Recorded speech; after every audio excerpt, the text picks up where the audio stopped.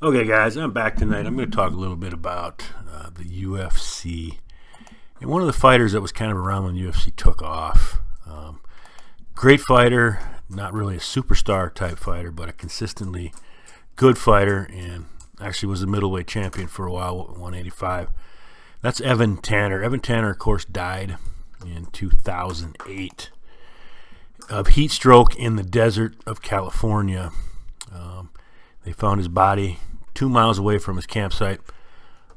They seemed to think that he was overwhelmed from a heat stroke and dehydration, those kinds of things. Unfortunately, it's kind of a cognizant of how Evan Tanner kind of lived his life one day at a time. The rumor is that Evan Tanner, there's a lot of things been written about Evan Tanner, the things that he did, and his lack of responsibility, etc., that kind of thing. But Evan Tanner lived his life on his own terms, and died in that same regard. So he died, doing something unusual, and he took a risk, and it was just one of those things that, tragically happens to people that take risks, unfortunately. The list is endless in that regard. Evan Tanner started his MMA career in 97, was active all the way up until his death. He lost to Kendall Grove. That was his last fight. Of course, he was the middleweight champ. He actually fought at light heavyweight and heavyweight and has wins over some heavyweights like Heath Herring as well. So Evan was a great fighter, took on guys much bigger than him. 6 foot tall, usually fought at 185 again. And one of the unique things about Evan Tanner, and Joe Rogan has touched on this, is that he was a self-taught, in the beginning, a self-taught fighter.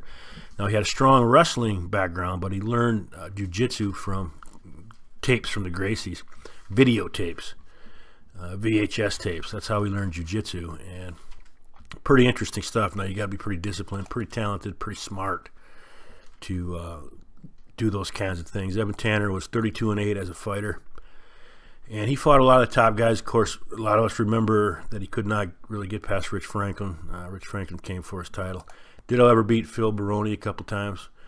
Baroni was one jack son of a gun. Look at that. Look at Baroni in there. He looks like a bodybuilder. Anyway, it is what it is. Evan Tanner died.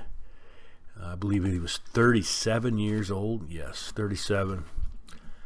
Died of heat stroke. That's a hell of a way to go. Hopefully it was painless. 32-8. Had a pretty strong career, as I said, but it's just one of those things where, in the last fight, he went out and he bought a dirt bike, and he rode the bike into the desert in California to go camping. According to Tanner's manager, called to say that he was out of gas and he'd have to walk back to his camp. A lot of people, unfortunately, there's a rumor going around about everything from suicide to being delusional, etc. And there were some people that posted some things on social media about this, and unfortunately, we will never know, but we can only hope that Evan was in the right state of mind when he died. Obviously, he was probably hallucinating, etc., and probably was not something anybody would want to see. But in terms of his life at that point, hopefully he was in the right state of mind, and things, just didn't turn out well for Evan Tanner. But nevertheless, Evan Tanner lived life to the fullest when he was around, and Godspeed.